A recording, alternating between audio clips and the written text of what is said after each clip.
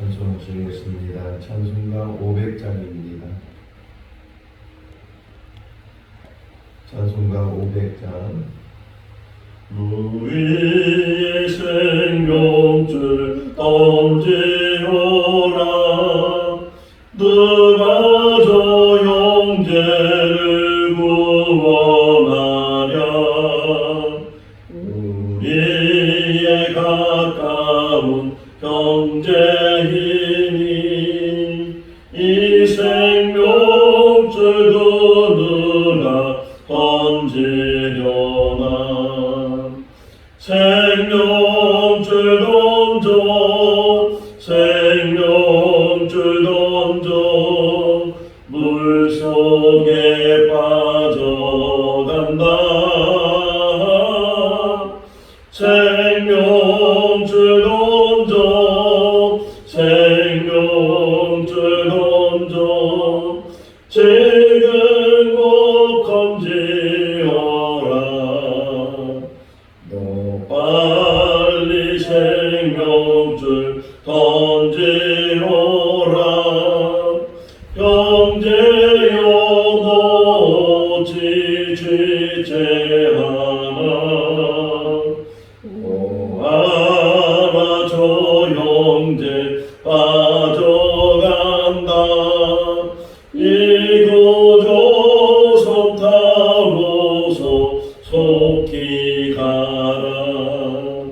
생명줄 던져, 생명줄 던져, 물속에 빠져간다.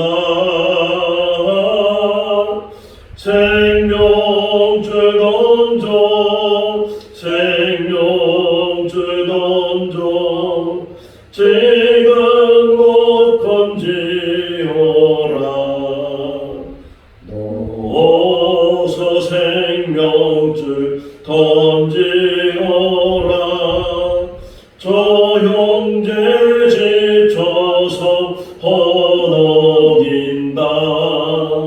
시험과 근심에 거센 풍파.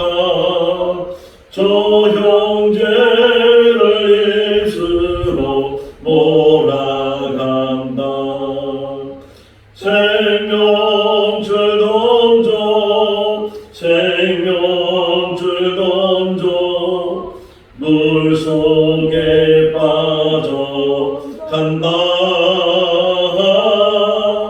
생명줄 던져, 생명줄 던져, 지금 곧 건지어라. 위험한 풍파가 곧 지나고 건너편 언덕에 이르리니. 형제여 너 지치지 않아. 그 생명줄 던져서 구원하라. 생명줄 던져, 생명줄 던져, 물속에 빠져간다. 생명줄 던져, 생명줄 던져, 지금 곧 건지어라. 창세기 45장 1절에서 15절 말씀입니다. 창세기 45장 1절에서 15절 말씀. 요셉이 시종하는 자들 앞에서 그 종을 억제하지 못하여 소리질러 모든 사람을 자기에게서 물러가게 하고 그 형제들에게 자기를 알리니 그때에 그와 함께한 다른 사람이 없었더라. 요셉이 그 비록이 애굽 사람에게 들리매 바로의 궁전에 들리더라. 요셉이 그 형들에게 이르되 나는 요셉이라. 내 아버지께서 아직 살아 계시니까 형들이 그 앞에서 놀라서 대답하지 못하더라. 요셉이 형들에게 이르되 내게로 가까이 오소서. 그들이 가까이 가니 이르되 나는 당신들의 아우 요셉이니 당신들이 애굽의 판자라. 당신들이 나를 이곳에 팔았다고 해서 근심하지 마소서. 한탄하지 마소서. 하나님이 생명을 구원하시려고 나를 당신들보다 먼저 보내셨나이다. 이 땅에 2년 동안 흉년이 있었으나 아직 5년은 가까이도 못하고 추수도 못할지라. 하나님이 큰 구원으로 당신들의 생명을 보존하고 당신들의 후손을 세상에 두시려고 나를 당신들보다 먼저 보내셨나니 그런즉 나를 이리로 보내니는 당신들이 아니와 하나님이시라. 하나님이 나를 바로에게 아버지로 삼으시고 또 온 집의 주로 삼으시니 애굽 온 땅의 통치자로 삼으셨나이다. 당신들은 속히 아버지께로 올라가서 아뢰기를 아버지 아들 요셉의 말에 하나님이 나를 애굽 전국의 주로 세우셨으니 지체 말고 내게로 내려오사. 아버지 아들과 아버지의 손자들과 아버지의 양과 소와 모든 소유가 고센 땅에 머물며 나와 가깝게 하소서. 흉년이 아직 5해가 있으니 내가 거기서 아버지를 동행하리이다. 아버지와 아버지의 가족과 아버지께 속한 모든 사람에게 부족함이 없도록 하겠나이다 하더라고 전하소서. 당신들의 눈과 내 아우 베냐민의 눈이 보는다. 당신들에게 이 말을 하는 것은 내 입이라. 당신들은 내가 애굽에서 누리는 영화와 당신들이 본 모든 것을 다 내 아버지께 하려고 속히 모시고 내려오소서 하며 자기 아우 베냐민의 목을 안고 우니 베냐민도 요셉의 목을 안고 우니라. 같이요. 요셉이 또 형들과 입맞추며 안고 우니 형들이 그제서야 요셉과 말하니라. 아멘. 할렐루야. 아멘. 바로에 끝내고 7년 흉년이 들었고 또 7년 흉년이 들었을 때 애굽에는 많은 양식이 저장이 되고 있었고 그 소문이 애굽 땅뿐만 아니라 다른 나라들 또 야곱이 살고 있는 가나안 땅에도 그 소식이 전해지게 돼서 야곱의 아들들이 애굽에 내려가서 양식을 구하게 되는, 한 번 양식을 가지고 갔지만 그 양식이 또 다 떨어지게 되고 그래서 두 번째 양식을 가지러 가게 됐는데 그때는 그 애굽의 총리가 만약에 다시 오게 되면 막내 아우를 데리고 와라. 아버지 야곱은 그 아들을 품에 품고서 내보내지 않았는데 그 막내 베냐민을 데리고 오라고 그렇게 얘기를 하게 되고 그래서 루벤이 또 특별히 유다가 아버지를 설득을 해서 베냐민을 데리고 이제 애굽에 양식을 사러 오게 되고 또 양식을 사가지고 가는 중에 이제 이 애굽 총리가 쓰는 은잔이 없어졌다고 은잔을 자료에서 찾는 중에 막내 베냐민에게 그 은잔이 나오게 되고 다시 그들이 애굽 총리 앞에 끌려가게 됐을 때 물론 이제 다 죽겠다고 생각했지만 그러나 아무도 나서지 못하고 있는 그런 상황에서 유다가 나서서 이 베냐민은 아버지와 생명이 연결되어 있는 아우입니다. 이 베냐민이 만약에 고향으로 돌아가지 못하면 아버지도 죽게 될 것입니다. 그러니까 이 베냐민은 돌려보내주시고 대신 제가 이 베냐민의 역할을 하겠습니다. 제가 종이 되고 심지어는 죽인다면 제가 죽겠습니다. 이렇게 유다가 이야기를 하는 그런 이야기까지 우리가 보게 됐어요. 자, 요셉이 이제 자기의 정체를 드러내게 되는데 만약에 정말 유다가 말한 것처럼 베냐민은 놓아주고 유다를 종으로 삼든지 아니면 유다를 죽이든지 그런 상황도 펼쳐질 수 있는 상황이기 때문에 설마 나를 죽이겠어? 설마 나를 종으로 삼겠어? 이런 생각은 전혀 없이 내가 정말 죽겠다. 내가 정말 희생하겠다. 이렇게 유다가 이제 생각을 하고 그렇게 말을 하게 됐지만 유다는 죽지 않게 되고 그것이 오히려 인정을 받게 되는 그런 모습을 보면서 우리도 이 땅에 산 날 동안 늘 자기 중심의 삶을 살지만 그러나 정말 우리의 삶의 가치는 내 중심이 아니고 타인에 대한 중심이고 더 나아가서는 하나님에 대한 중심이 돼야 될 줄로 믿습니다.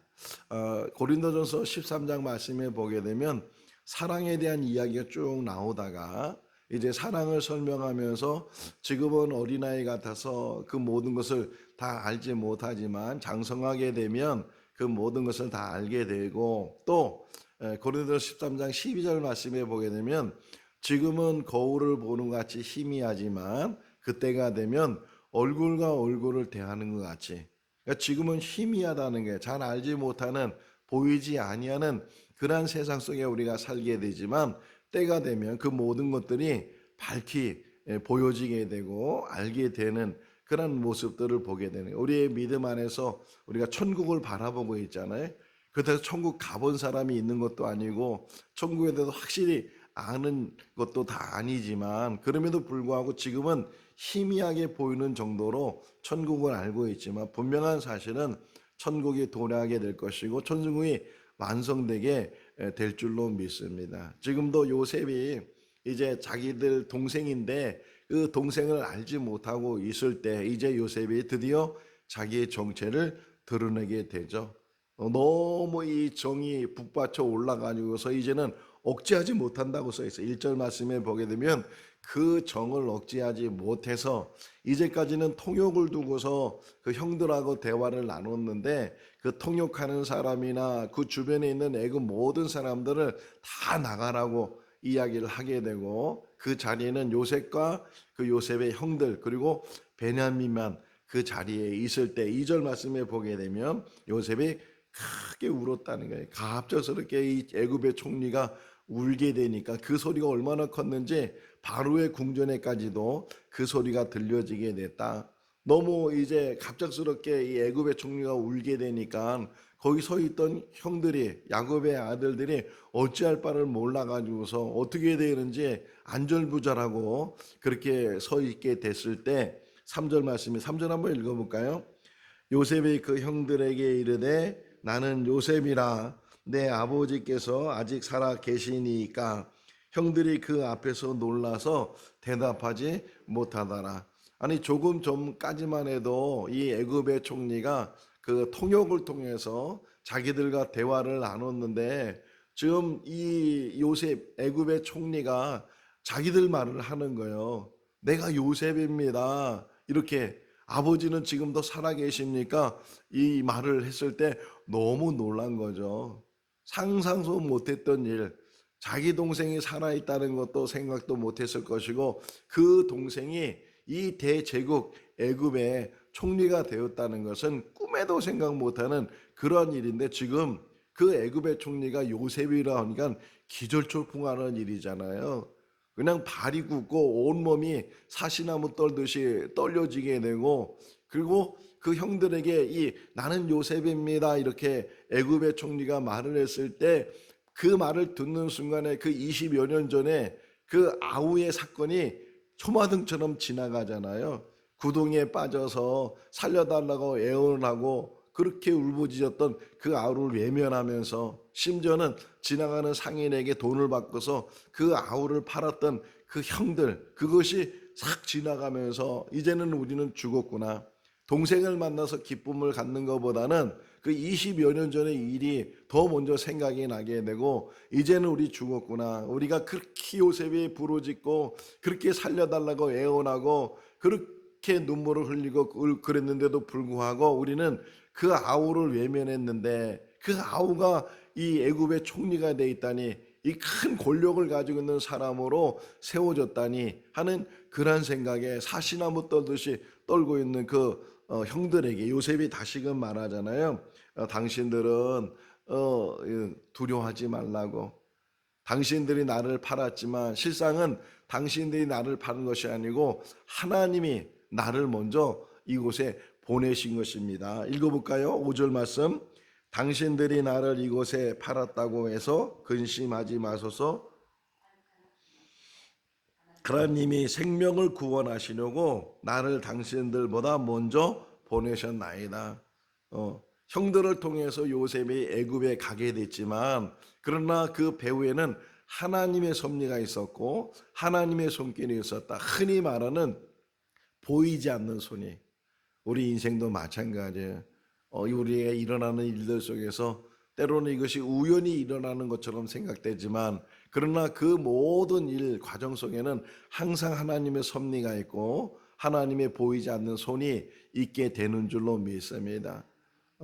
사무엘상 7장 말씀에 보게 되면 미스바 회개 운동을 통해서 그 블레스 사람들과 전쟁을 하게 되고 이기게 됐을 때 거기에 이제 돌을 세우고 사무엘이 말하기를 여기가 에베네셀이다. 하나님이 이곳까지 우리를 도우셨다. 하나님께서 이곳까지 우리를 도우신 줄로 믿습니다. 망한 것 같고 실패한 것 같고 모든 것이 끝난 것 같고 이제 길이 보이지도 않고 방법도 찾을 수 없는 그런 상황이라 할지라도 오히려 그것이 기회가 되고 그것이 하나님이 일하시는 때가 돼서 하나님께서 역사하시는 그런 일들을 우리가 지금도 보고 있고 앞으로도 우리 인생 속에서 이런 모든 교훈을 통해서 두려워하지 말라는 거예요.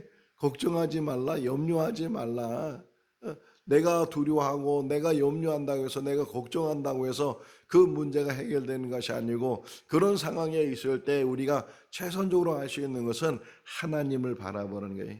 전지전능하신 하나님, 앞서가시는 하나님, 역사하시는 하나님, 지금도 살아서 함께 하시는 하나님, 그 하나님께서 우리에게 이제는 막혀있다고 생각하는 그곳에 길을 열어주시는 분이 하나님이시고 이제는 아무것도 할 수 없다고 포기하고 있는 그 상황 속에서 하나님이 일하시는 거예요. 이스라엘 백성들이 애굽에 나와서 가다가 홍해를 만났을 때 그리 울부짖게 되고 여기를 우리의 무덤으로 만들려고 하느냐고 막 그렇게 부르짖을 때에 하나님께서 모세에게 말씀을 너희는 가만히 있어서 내가 행하는 일을 봐라. 사람이 할 수 없는 일을 하나님께서 하셨을 때 홍해가 갈라지게 되고 육지처럼 그것을 지나가야 되는 그런 역사를 이루신 하나님 아버지, 한 번만 그러는 것이 아니고 양식이 떨어지면 하늘에서부터 만나를 내려주시고 고기가 먹고 싶다고 하면 바람을 불게 해서 멸치를 보내주신, 목마르다고 하면 반석에서 물을 내주시는 분이 하나님이시고 악기를 막는 아말렉을 물리쳐 주시는 하나님이시고 그 모든 일들 항상 하나님께서는 불기둥과 구름기둥을 세우셔서 낮에는 구름기둥으로 밤에는 불기둥으로 늘 이제 그들을 보여주시고 그들을 인도해 주시는, 그들과 함께 하시는 그 하나님이 역사하신 것처럼 지금도 우리와 함께 하시는 분은 하나님이신 줄로 믿습니다. 형들은 두렵고 떨리잖아요. 아니 요셉이 살아있다니, 요셉이 총리가 되다니, 이런 두려움 속에서 아무 말도 하지 못하고 있을 때 요셉이 그것을 해석하는 거예요. 형들이 나를 팔았다고 생각하지만 그렇게 생각하지 마십시오. 하나님이 나를 먼저 보내셨는데 왜 보냈는가 중요해. 다시 한번 5절 보시면 왜 보냈는가? 생명을 살리려고. 하나님은 지금도 관심을 가진 것이 생명이에요. 생명. 우리의 생명을, 또 다른 사람의 생명을, 하나님이 온 우주 만물을 만드실 때 가장 중심이 되는 게 뭐냐? 생명을 만드셨다는 거예요. 아무리 많은 것, 우주 이상의 그 이상을 만들었다 할지라도 생명이 없으면 그것이 무슨 소용이 있겠어요? 그것을 보는 사람, 그것을 느끼는 사람, 그와 더불어 함께하는 사람, 그런 생명이 있어야 하나님께서 창조의 목적이 이루어져. 아무리 많이 만들어도 이렇게 좋은 집을 만들었다 해도 그 좋은 집에 살 사람이 없으면 그 좋은 집이 무슨 소용이 있겠어요? 하나님께서 지금도 생명에 관심을 갖는 줄로 믿습니다.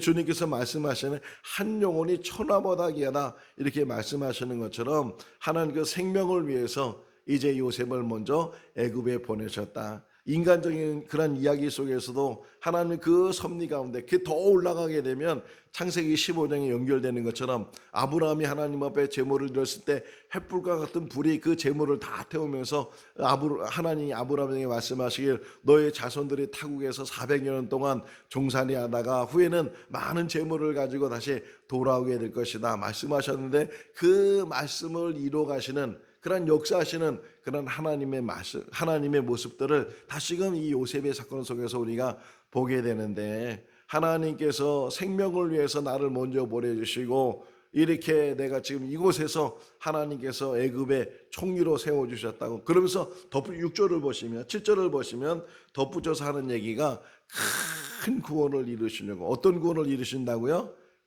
큰 구원을 이루시려고. 할렐루야. 예수 그리스도께서 이 땅에 오신 목적이 뭐예요? 구원하시기 위해서. 하나님의 사람이 되어서 이 땅에 성육신 하셨다는 인카네이션, 성육신 하신 예수 그리스도. 그리고 그분이 마침내 십자가에서 죽으심으로 모든 인류의 죄를 다 지불하시고 다 이뤘다 말씀하셨을 때 큰 구원을 이루셨다. 우리가 십자가를 붙들 수 있는 것은 그 안에 생명이 있기 때문에, 그 안에 구원이 있기 때문에, 그 안에 영생이 있기 때문에 우리가 십자가를 붙들고 오늘도 믿음으로 살아가게 되는 줄로 믿습니다. 큰 구원을 이루시는 그 하나님께서 당신들의 생명을 보존할 뿐만 아니라 당신들의 후손의 생명까지도, 그러니까 그 사람의 생명도 귀하게 여길 뿐만 아니라 그 사람의 자녀들, 자손들까지도 하나님께서는 귀하게 여기신다는 게, 나 한 사람을 귀하게 여길 뿐만 아니라 나와 더불어서 다른 사람의 생명도 귀하게 여기시는 분이 하나님이셔요. 지금도 하나님께서는 열망하시는 게 뭐예요? 한 사람도 멸망하지 않고 구원받기를 원하신다고 베드로후서에 설명하고 있는 것처럼 지금도 하나님은 생명에 관심을 갖고 있는 거예요. 이 교회를 세우실 목적도 이 교회를 통해서 생명 구원하는 역할을 할 수 있도록, 노아에게 방주를 만들라고 하신 이유는 그 방주 안에 들어가야 살 수 있기 때문에, 그 생명의 갈림길이었잖아요. 방주 안에 있는 짐승들과 사람들은 다 살게 되고 그 밖에 있는 짐승과 사람들은 다 죽게 되는 것처럼, 방주를 만든 목적은 홍수 심판에 의해서 오히려 그 심판 속에서도 살아날 수 있게 하는 것처럼, 하나님께서 지금도 생명을 귀하게 여기시고 생명을 구원하신 일에 열심이신 줄로 믿습니다. 큰 구원을 이루시려고. 그래서 6절 말씀에 보게 되면 아직도 흉년이 계속될 것이고 아직도 5년 동안 흉년이 있게 될 것인데 생명을 살리려면 이곳에 와야 된다고. 당신들이 이곳에 올 뿐만 아니라 아버지도 이곳에 오셔서 이곳에서 생명을 이제 보존해야 되고, 그래서 내가 땅을 준비했는데 여기 고센 땅을 준비했으니까 아버지를 속히 모시고 오라고 그렇게 이야기를 하게 되는 거예요. 11절 말씀 같이 읽어볼까요?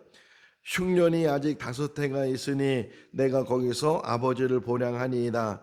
아버지와 아버지의 가족과 아버지께 속한 모든 사람에게 부족함이 없도록 하겠나이다 하더라고 전하소서. 이제 아브라함이 하나님의 부르심을 받아서 하란에서부터 가나안 땅에 들어가게 될 때 하나님께서 아브라함에게 말씀하시는 복 중에 하나가 뭐냐면 너로 인해서 모든 민족이 복을 받게 될 것이다. 그러니까 아브라함도 복을 받을 뿐만 아니라 그 복받는 아브라함을 통해서 다른 사람에게도 복이 임하게 된다는 게, 지금 요 설명 11절 말씀에 보게 되면 이제 요셉의 말에 의해서 설명되는 것이 야곱에게도 복을 주실 뿐만 아니라 야곱의 자녀들에게도 복을 주시고 야곱과 관계된 모든 사람에게도 복을 주신다.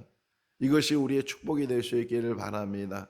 우리 자신이 복받는 것은 물론이고 우리를 통해서 다른 사람이, 가족들뿐만 아니라 다른 사람에도 복을, 그러니까 복을 전하는 사람, 복을 퍼지는 사람, 복을 나누는 사람, 복이 확장되게 하는 사람, 이런 사람이 아브라함이 받은 축복이고 또 야곱이 받은 축복이 되는 줄로 믿습니다. 아직 흉년이 남아있으니까 빨리 속히 올라가서 아버지를 모시고 오면 내가 아버지를 봉양하게 되고 아버지의 가족들을 봉양하고 또 아버지와 관계된 모든 사람들도 내가 다 그 생명을 보존할 수 있도록 내가 열심히 일할 테니까 다 아버지를 모시고 오라고, 그렇게 이제 요셉이 이야기를 하는 거예요.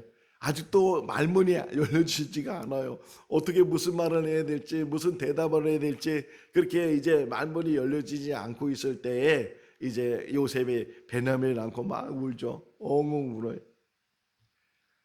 야곱이 이제 20년 동안 하란에 가서 살다가 고향이 생각이 나게 되고, 그래서 처자식을 또는 이제 재물을 가지고 고향으로 내려오게 될 때 에서가 자기를 마중 오는데 그냥 마중 오는 것이 아니고 400명의 사람들을 데리고 자기를 마중 오게 될 때 두렵고 떨리는 가운데 그 약복강강에서 홀로 남아서 밤새도록 씨름하는 가운데 다음날 새벽에, 다음날 날이 밝아서, 그래서 야곱이 에서를 만나게 됐을 때 또 불안하잖아요. 에서가 어떻게 행동할지 모르는 상황에서 에서를 만나게 되는데, 그런데 자기 생각하고는 전혀 다른 방향으로 가게 돼서 자기를 죽일 줄 알았는데, 자기를 해롭게 할 줄 알았는데 그 에서가 목을 끌어안고 엉엉 우는 거예요. 울면서 서로 반가워하고 어떻게 지냈느냐고, 이 사람들 다 누구냐, 이 재물들 다 뭐냐, 이렇게 에서가 얘기하면서, 그러니까 야곱이 이제 하는 얘기가 형님을 보니까 하나님을 보는 것 같습니다. 막 그렇게 상봉하는 장면.